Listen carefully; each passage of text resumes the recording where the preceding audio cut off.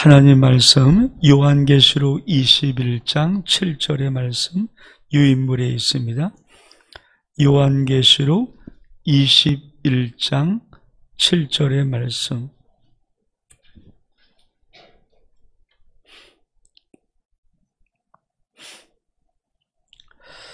우리 요한계시록 21장 7절의 말씀 우리 한 절 같이 봉독합니다. 시작. 이기는 자는 이것들을 상속으로 받으리라. 나는 그의 하나님이 되고 그는 내 아들이 되리라. 예. 우리가 어저께까지는 하나님 나라와 그 언약의 관점을 창세기부터 요한계시록까지 큰 이 산맥들을 본 것이고요. 그래서 우리가 첫 번째 창조, 아담과의 언약, 노아, 심판과 구원과 보존의 언약, 아브라함, 은혜의 언약, 모세, 율법의 언약, 그리고 다윗, 왕국의 언약, 그리고 예수 그리스도를 통해서 그 언약의 성취, 거기까지 우리가 쭉 한번 성경을 이렇게 한번 전체를 한번 언약적 관점에서 보았다면, 오늘부터는 좀 이번 주간은 하나님 나라와 그러면 그 하나님 나라를 이루기 위해서 이 땅에서 어떻게 신앙생활을 해야 될 것인가는 그 관점을 좀 보려고 합니다. 먼저 우리가 성경의 주제 같이 한번 읽어볼까요? 시작. 성경의 주제를 언약적 관점에서 보면 나는 너의 하나님이 되고 너희는 나의 백성이 되리라. 이게 성경의 주제입니다. 그러니까 언약적 하나님의 나라와 그 약속, 언약에 관한 관점에서 보면 성경은 정확히 하나를 말하고 있어요. 그것은 바로 나는 너의 하나님이 되고 너는 나의 백성이 될 거야. 이게 성경 전체를 끌고 가는 거죠. 근데 다시 이 말씀 어디 있어요? 그래서 출애굽기 19장에 있어요. 이게 참, 그러니까 출애굽기 19장이 참 중요한 말씀이거든요. 우리 같이 한번 출애굽기 19장 5절과 6절의 말씀 같이 한번 우리 읽겠습니다. 시작. 세계가 다 내게 속하였나니 너희가 내 말을 잘 듣고 내 언약을 지키면 너희는 모든 민족 중에서 내 소유가 되겠고 너희가 내게 되어 제약 나라가 되며 거룩한 백성이 되리라. 넌 이 말을 이스라엘 자손에게 전할지니라. 그렇습니다. 그러니까 성경의 언약적 하나님 나라와 그 언약이란 주제를 보면은 성경의 주제는 딱 하나예요. 결국 하나님이 우리 하나님 되는 거고 우리가 하나님의 백성 되는 거거든요. 그래서 출애굽기 19장 5절 6절의 말씀은 하나님이 당신의 백성을 이스라엘에서 그러니까 애굽에서 이끌어내었을 때 뭘 하려고 하시는가 그 목표죠. 무엇을 이루려는 목적을 말씀하는 거거든요. 뭐라고 말합니까? 내 소유가 될 거야. 만민 중에서 내 소유가 될 거야. 두 번째는 내게 대해서 제사장 나라가 될 거야. 거룩한 백성이 될 거야. 이거거든요. 그러니까 우리 하나님의 소유죠. 그것을 우리가 신학적인 관점에서 말하면 뭡니까? 너 내 자녀가 되는 거야. 그래서 요한복음 1장 12절 말씀 영접한 자고 그 이름을 믿는 자들에게는 하나님의 자녀가 된 권세를 주었다. 결국은 하나님은 이거 이루시려는 거거든요. 그러니까 창조부터 마지막 끝까지 이거 이루시는 과정이죠. 그렇죠? 이거 이루시면서 모든 나라를 완성하는 것. 그것이 바로 하나님 나라의 전체 목적입니다. 그래서 언약의 본질이죠. 본질. 우리 마태복음 1장 23절의 말씀 같이 한번 읽겠습니다. 시작. 보라 처녀가 잉태하여 아들을 낳을 것이요 그의 이름은 임마누엘 하리라 하셨으니 이를 번역한즉 하나님이 우리와 함께 계시다 함이라. 언약의 본질은 임마누엘. 처녀가 잉태해서 아들을 낳는데 그 이름을 임마누엘이 하리라. 이건 이사야 예언된 말씀이죠. 그래서 임마누엘의 뜻이 뭡니까? 하나님이 우리와 함께 하시다. God with us거든요. 하나님이 우리와 함께하는 것. 이게 하나님의 나라 관점의 전체 본질이에요. 언약의 본질. 그러니까 하나님께서는 왜 창조가 아담부터 시작해서 쫙 이렇게 끌고 갔던 모든 것, 예수를 통해서 결국은 언약을 성취했던 모든 것을 무엇 하려는가? 이거 하는 거죠. 그래서 마지막 요한계시록 뭡니까? 하나님께서 우리의 모든 눈에 눈물을 다 씻겨주셔. 다시 내통하는 것이 없죠. 왜? 하나님이 우리의 아버지가 진짜 되셔서 영원한 천국에서 살아가니까 이 땅에는 모든 애통에 곡했던 것, 했던 모든 것들을 다 씻겨버리시는 거예요. 거기는 그런 게 없는 거죠. 영원한 하나님. 그러니까 이 땅에 하나님과 우리의 관계는 세상이라는 거대한 방해 세력이 있어서 불안정할 수밖에 없죠. 그렇죠?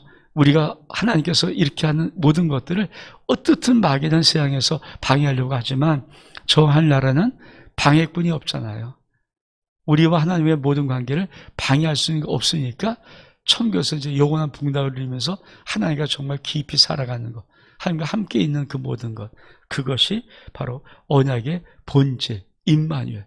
그러니까 성경은 이런 맥으로 가는 거예요. 하나씩 하나씩 맥을 잡아서 가는 거거든요. 자, 근데 이 하나님의 나라에서는 어떻게 신앙생활 할 것인가 하는 신앙생활, 하나님의 나라와 신앙생활에 오늘 이제 첫 번째 시간인데, 자, 이번 하나님 나라와 신앙생활, 여러분, 하나님 나라에서 신앙생활은 어떻게 될 것인가?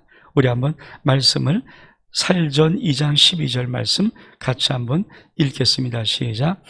이는 너희를 부르사 자기 나라와 영광에 이르게 하시는 하나님께 합당히 행하게 하려 함이라. 하나님 나라의 신앙생활은 우리를 부르셔서 자기의 나라와 영광에 이르게 하시는 그 하나님께 합당하게, 그러니까 신앙생활의 관점이 뭡니까? 우리가 하나님께 합당하게 신앙생활하는 거죠. 하나님은 신앙생활하고 우리의 신앙생활에 이런 원칙이 있어요. 그러니까 우리 하나님께서 그래서 구약에서 계속해서 레위기를 통해서 율법을 주시고 제사를 가르쳐주시고 절개를 가르쳐주는 모든 것들이 뭡니까? 네가 나를 섬기려면 그냥 네 멋대로 섬기면 되는 게 아니라 이런 기준으로 나를 섬겨줘야 돼. 그 원리를 갖고 계신 거거든요. 그러니까 우리가 하나님 나라에서 신앙생활을 하려면 그 원리에 합당하게, 하나님이 정하신 그 규례에 합당하게 그분을 섬겨드려야 그게 섬기는 거죠. 여러분, 어떤 자그만데도 원칙이 있잖아요. 근데 그 원칙을 다 깨버리고 막 해버리면 뭡니까? 굉장히 섬긴다고 하는 그것이 굉장한 부담감이 되든지 모욕이 되든지 힘든 게 되거든요. 그렇죠? 어떤 기준이 있으니까 똑같은 거죠. 하나님도 하나님과 우리 사이에다가 그 기준, 네가 어떻게 나를 섬길 것인가 하는 기준을 율법이라는 율법으로 계속 우리에게 말씀해 주신 거죠. 그래서 우리가 하나님 나라의 신앙생활을 정말 잘하려면 제일 중요한 단어가 뭡니까? 합당히, 그분이 받으시기에 합당히 내가 하나님을 섬겨 드려야 되는 거예요. 그러니까 요 단어를, 합당이라는 단어를 모르면 뭘까요? 내 멋대로, 그분 상관하지 않고 내가 하고 싶으면 하고 내가 이렇게 하면 내 멋대로 섬기는 거예요. 근데 그건 받는 사람 입장에서는요 굉장히 힘든 부분일 수 있어요. 그렇잖아요. 그래서 우리 하나님께서 말라기에 자꾸 그 말씀하시는 거죠. 너무 힘들다. 너희들이 나한테 섬긴다고 하는 모든 것이 난 너무 받기가 너무 힘들어.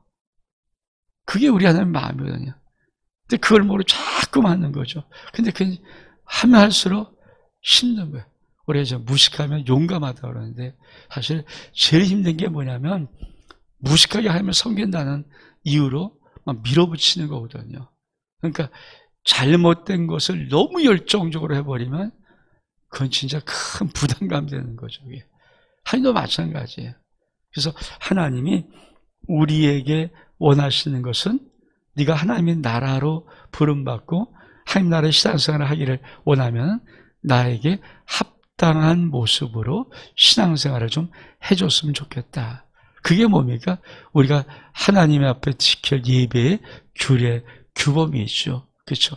그거를 그래서 우리 그다음 좀 읽어볼까요? 시작. 하나님은 왕이며 아버지시고 우리는 그분의 자녀와 백성이라면 신앙 성숙은 하나님 말씀에 순종하고 하나님 나라 하나님의 자녀와 백성다운 삶을 살아가는 데 있다. 하나님이 왕이시고 나의 아버지가 맞고 내가 그분의 자녀가 맞다면 신앙 성숙입니다. 그러니까 신앙이 좋다? 그건 딱 한 가지죠. 하나님 말씀에 순종하고 하나님의 자녀답게, 하나님 백성답게 삶을 살아가는 것. 그러니까 그것을 우리 주님은 딱 두 나라 뭡니까?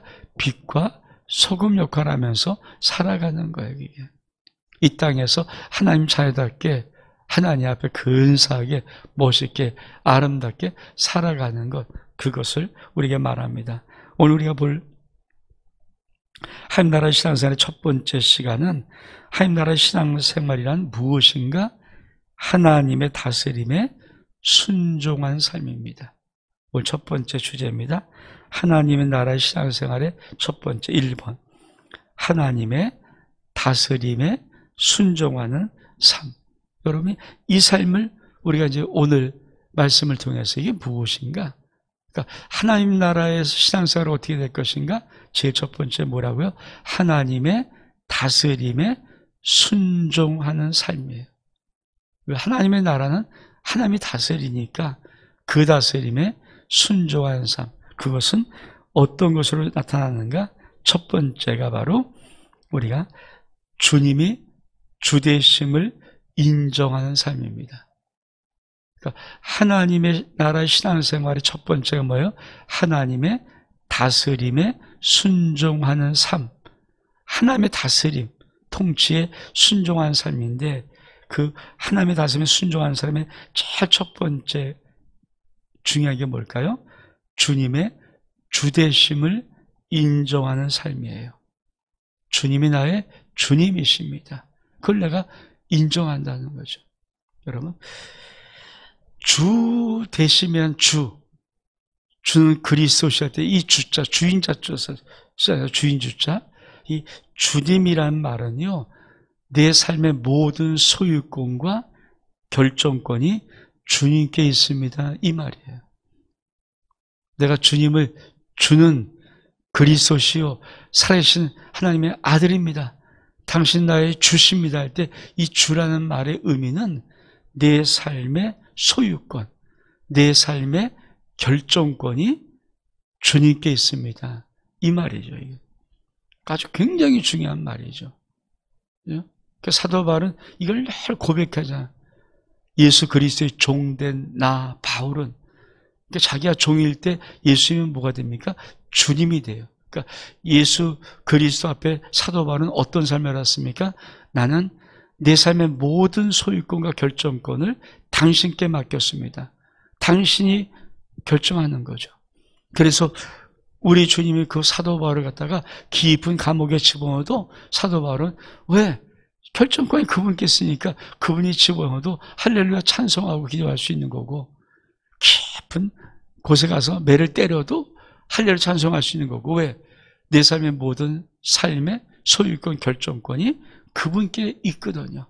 그러니까 그분이 하시는 거죠. 그거를 구약적인 관점에서 뭡니까?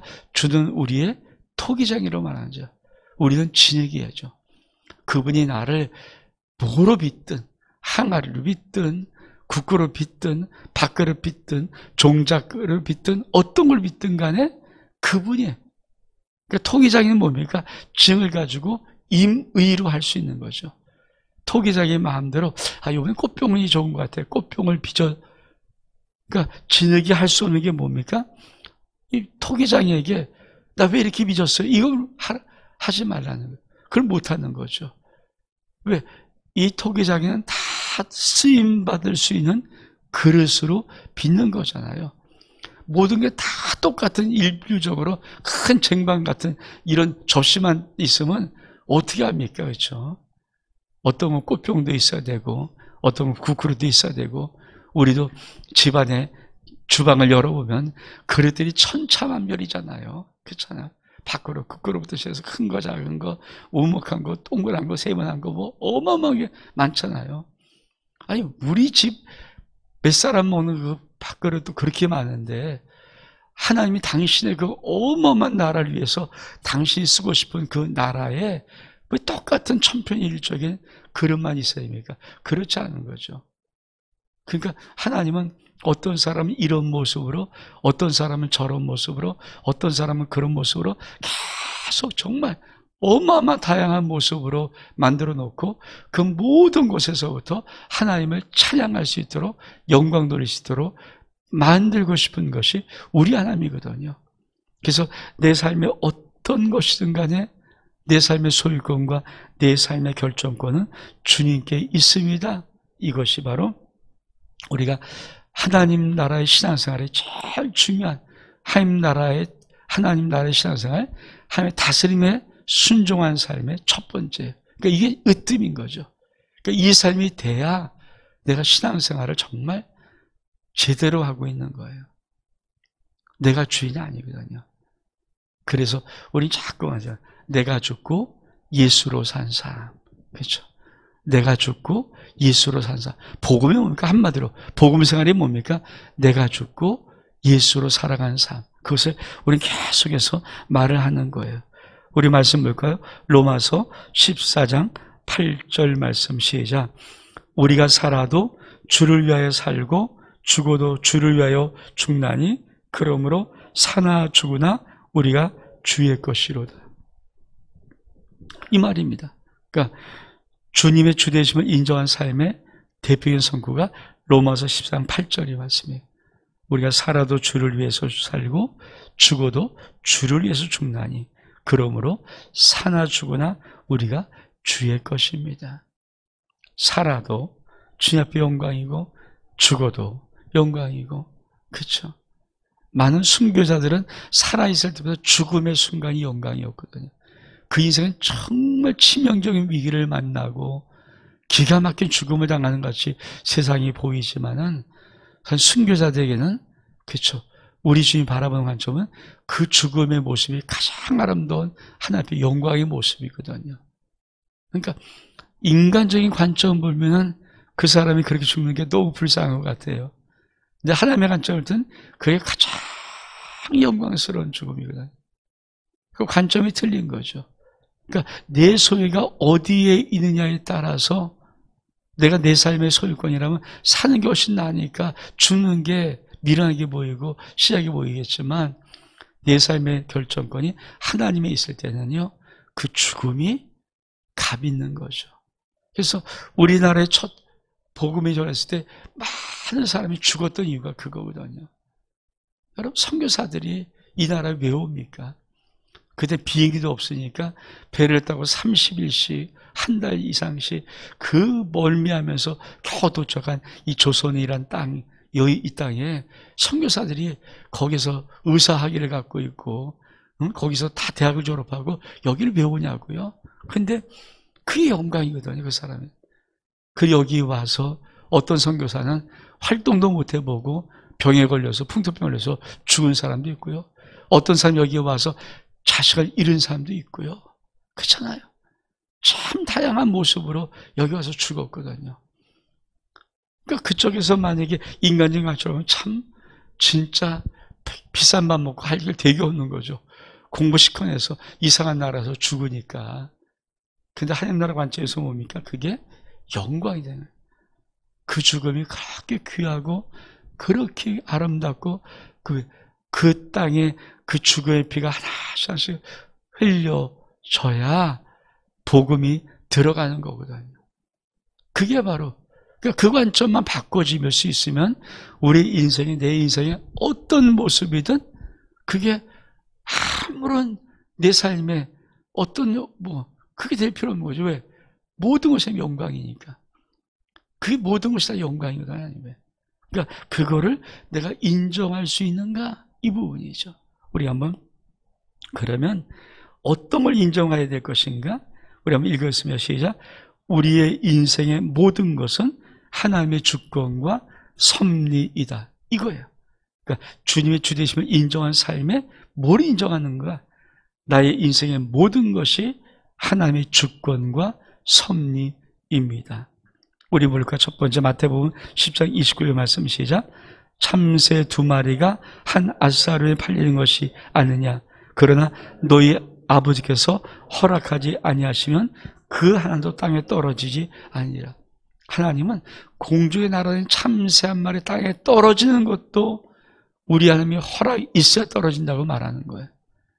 그러니 우리의 인생이 얼만큼 귀합니까? 얼만큼 귀합니까? 그러니까 하나님은 결코 어떤 인생이든지 함부로 대하지 않고 당신의 모든 걸 동원해서 대하시는 거예요. 저는 요새 우리 소망이 이렇게 보면서 야, 소망이 한 명 기르는 것도 그냥 저와 제 아내하고 그냥 그 엄마 아버지 4명이 달라붙어서 막 얘를 키우는 거거든요. 그렇잖아요. 아무리 뭐 비상 걸리고 그냥 그렇잖아요. 그게 얼만큼 가만히 생각하면서 하나님은 당신의 자녀 놓고 방치할까? 안 하겠죠. 그분이 어떤 분인데요. 얼만큼 귀한 자식인데 방치하겠습니까? 그냥 모든 것. 그러니까 그게 하나님의 사랑이라는, 관심이라는 생각을 요새 많이 해봐요. 막상 애기 한 명 정말 이렇게 보면서도 이 애기를 위해서 온갖 양마가. 그러니까 여러분, 우리의 인생의 모든 것이 하나님의 그 관심이 있는 거죠. 그 관심. 그러니까 우리 하나님이 모르는 게 없는 건 다 아시는 분께서 그 심령들을 얼만큼 그런 은혜가 우리 심령 속에 있다면 그거를 아주 오래전에 옛날에 깨달은 사람이 바로 박영선 목사가 아브라함의 인생을 딱 놓으면서 책 제목이 하나님의 열심이에요.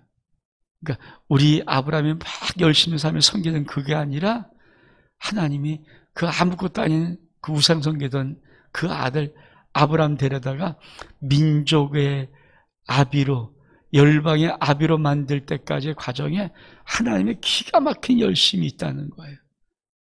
그게 센세이션이 일으켰던 제가 신학교 공부할 때는 하여튼 박영선 목사 하나님의 열심은 정말 센세이션이 일으키는 관점이 다른 거니. 근데 눈을 확 뜨게 하는 거죠.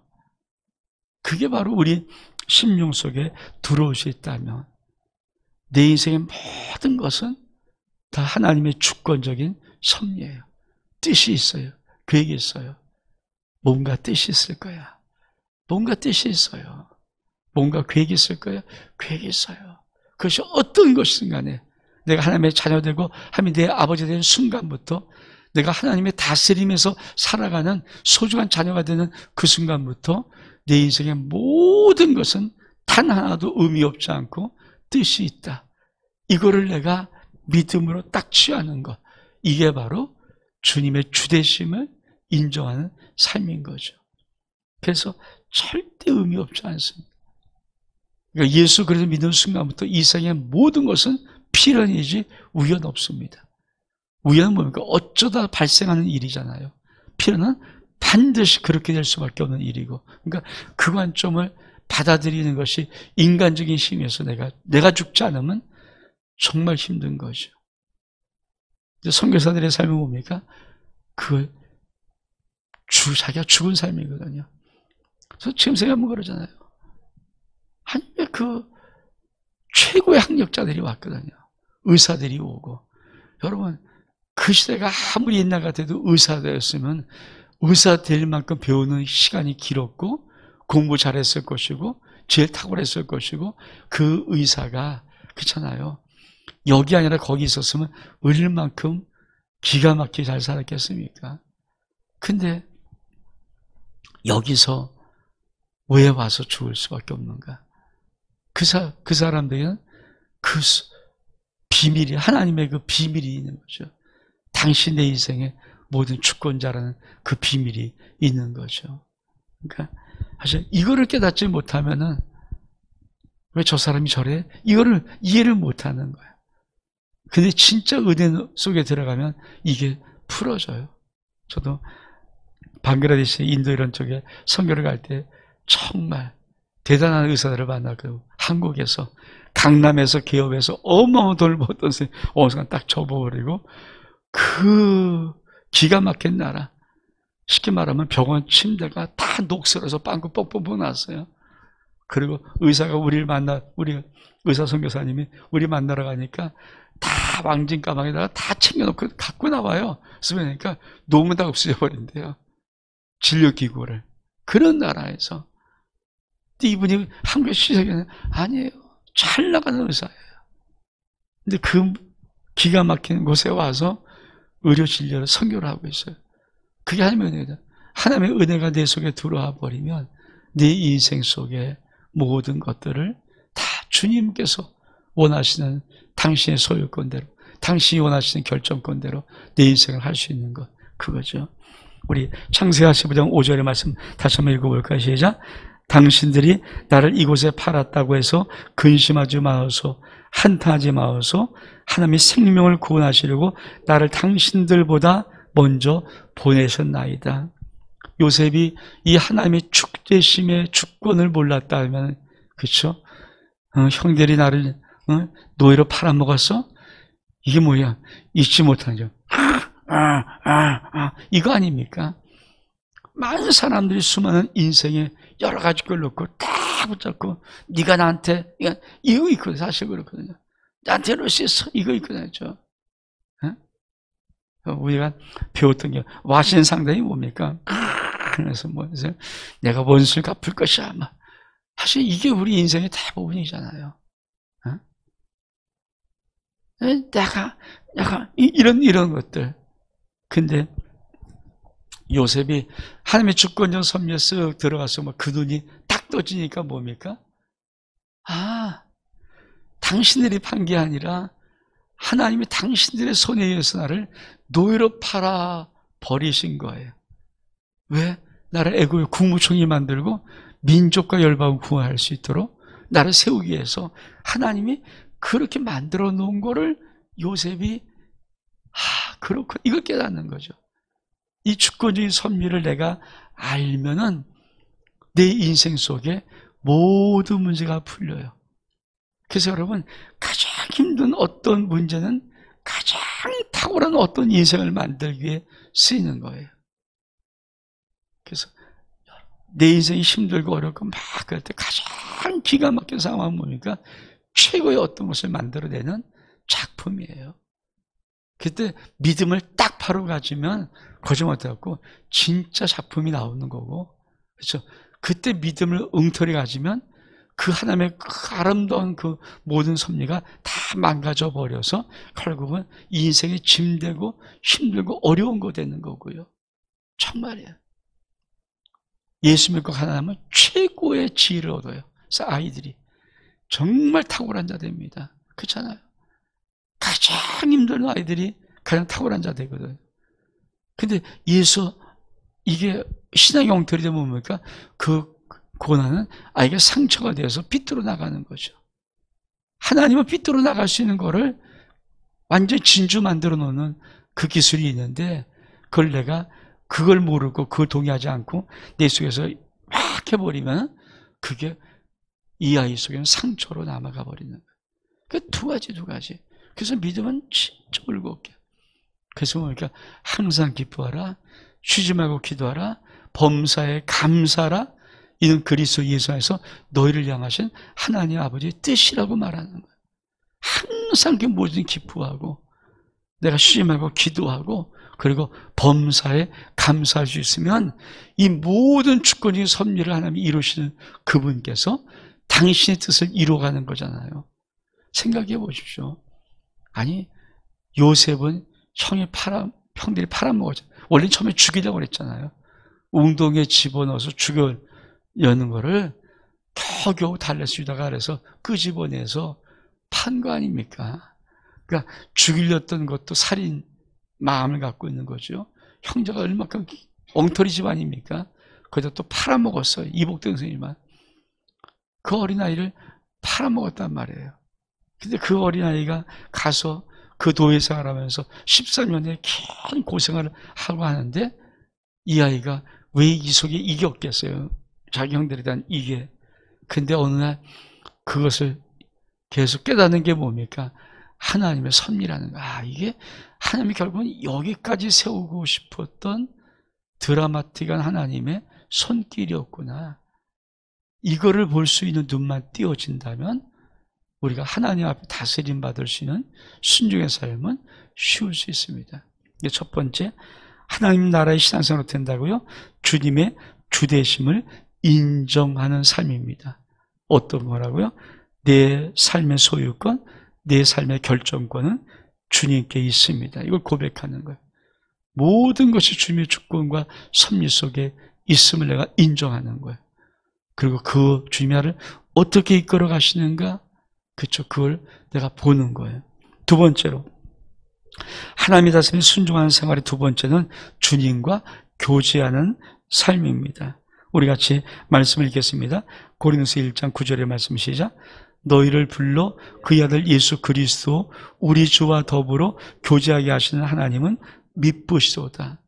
여러분, 주님과 교제하는, 그러니까 하나님의 다스림에 순종한 삶은 주님과 교제하는 삶의 두 번째로. 근데 어떻게 교제하는가?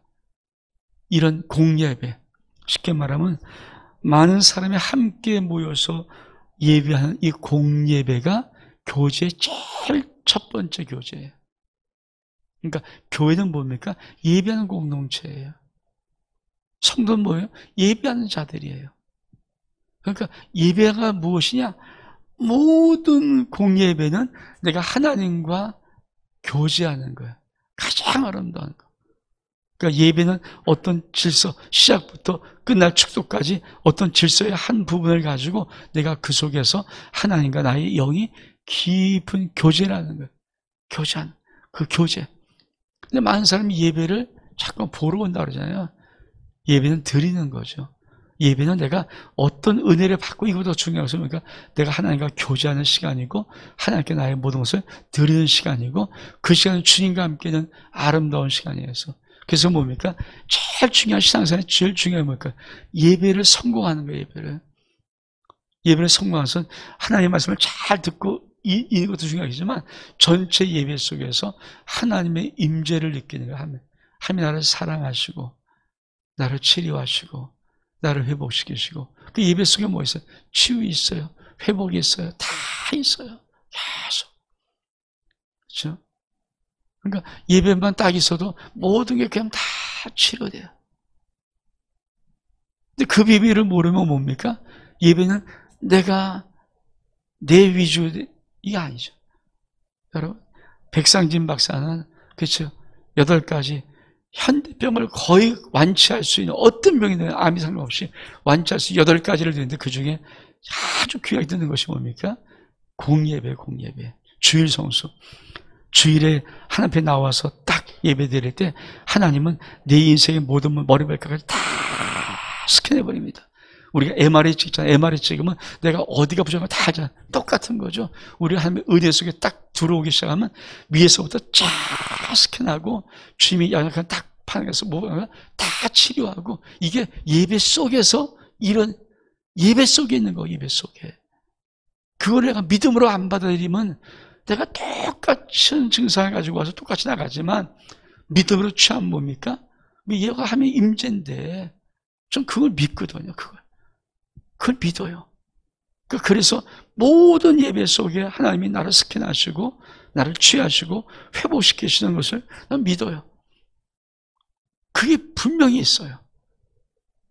저는 지금 어떤 분이 찬양하면 제가 뒤에서 축복하거든요. 그분이 찬양할 때마다 치유하시옵소서, 축복을 계속해서. 난 믿기 때문에. 정말 있죠. 아니 0. 몇 프로 있는 뭐가 들어가 있는 온천물에 들어가도 인간이 좋다, 이를 시원하다 이러는데, 그렇잖아요. 여러분, 온천물이 왜 온천 유명합니까? 0. 몇 프로 뭐가 들어가 있는 거잖아요. 이건 하나님의 임재 100% 하나님의 임재가 가득한 예배인데 왜 내 인생의 삶의 문제가 해결 안 되고 치유가 안 되고 회복이 안 되고 역사가 안 돼요? 되죠. 그거를 내가 믿음으로 취하는 거죠. 믿음으로. 그래서 예배는 뭡니까? 주님과 교제하는 제일 첫 번째가 공예배를 통한 교제예요. 두 번째 뭡니까? 내가 개인적으로 큐티를 하든지 개인적으로 하나님 앞에 기도를 나가든지 개인적인 기도하는 거야. 개인적으로. 두 가지. 주님과 교제하는 것은 이게 아니라 공예배를 통해서 하나님의 교제하는 첫 번째가 있고, 두 번째 개인적으로. 저도 개인적인 시간을 갖거든요. 내가 새벽 기도할 때 내가 개인적으로 주님 앞에 나가는 내 시간이 있죠. 매일매일 내가 묵상하면서 어딜 가든지 내가 주님과 개인적으로 수없이 고백하면서 기도하는 묵상의 시간이 있거든요. 저는 잘 때도 계속 고백하고 수도 없이. 그러니까 고백하는 이 고백을 통해서 개인적으로 하나님과 깊은, 이게 아가서에 보면 이게, 그렇죠. 술라미온과 솔로몬 왕이 신방을 꾸며요. 신방. 그것까지 들어갈 수 있는, 그러니까 우리 주님과 깊은 개인적인 교제를 신방, 그죠? 결혼해서 첫 부부의 신방을 그 정도로 꾸밀 수 있는 아름다운 교제를 들어가는 것. 이게 주님의 아름다움. 여기를 들어갈 수 있도록, 이게 전부, 이게 들어가는 자기 능력이에요. 자기 속에 하나님의 사모함으로 가지고 이걸 들어가는 거예요. 이게 들어갈 수 있으면 열리는 거거든요. 그렇죠? 근데 우리는 여기만 바라보고 있죠. 들어가 보여요. 깊이 들어가 봐야죠. 이걸 들어가 보고서 그 속을 탁 타치하고 나와야 그게 은혜거든요. 그렇죠?